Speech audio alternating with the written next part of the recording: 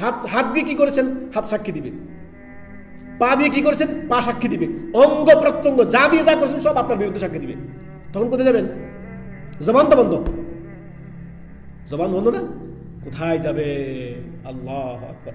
চিন্তা করেন তো, আমরা যতই আমরা মনে করি যে আমাদের পাপটা পৃথিবীর কেউ দেখেনি, ওই আল্লাহর বান্দাকে জেনে রাখা উচিত তার যে সৃষ্টিকর্তা রব্বুল আলামিন অবশ্যই প্রত্যেকটি বিষয় আপনার প্রত্যক্ষদর্শী, অর্থাৎ আল্লাহ সব কিছু দেখেন, শোনেন। লাইসা কামিসলিহি শাইউন ওয়া হুয়াস সামিউল বাসীর। আল্লাহর সমকক্ষ কোনো কিছু নেই। রব্বুল আলামিন দেখেন এবং শুনেন সর্বদাই। আপনি যেখানে থাকেন না কেন, যেই অবস্থায় থাকেন না কেন, আল্লাহ রাব্বুল আলামিন আপনাকে দেখেন, এই কথা মনে রাখতে হবে। গুনাহ করতেছেন, রব্বুল আলামিন আমাকে দেখতেছেন। একাকী ঘরে আছেন, রব্বুল আলামিন আমাকে দেখতেছেন। ফেরেশতাগণ আমার গুনাহগুলো লিখতেছেন। আল্লাহ আমার সমস্ত কিছু পর্যবেক্ষণ করছেন, দেখছেন। গুনাহ কিভাবে সম্ভব?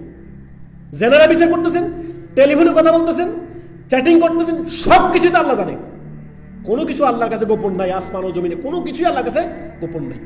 এই কথাই বলছেন, অঙ্গ প্রত্যঙ্গ সেদিন আপনার বিরুদ্ধে সাক্ষী দিবে। মুখের মধ্যে মোহর মেরে দেওয়া হবে। সূরা ইয়াসিনের আয়াত নাম্বার 65।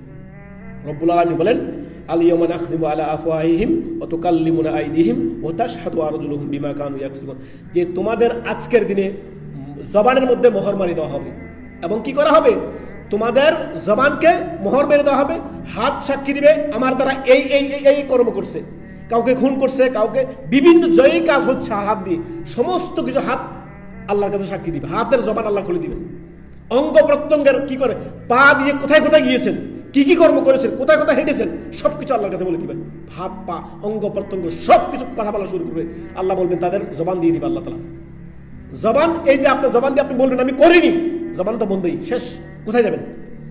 অতএব নিজের আত্মপর্যালোচনা দরকার।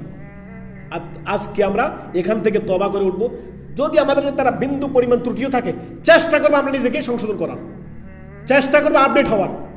আল্লাহ আমাদেরকে তৌফিক দান করুন। আল্লাহুম্মা আমিন, আল্লাহুম্মা আমিন।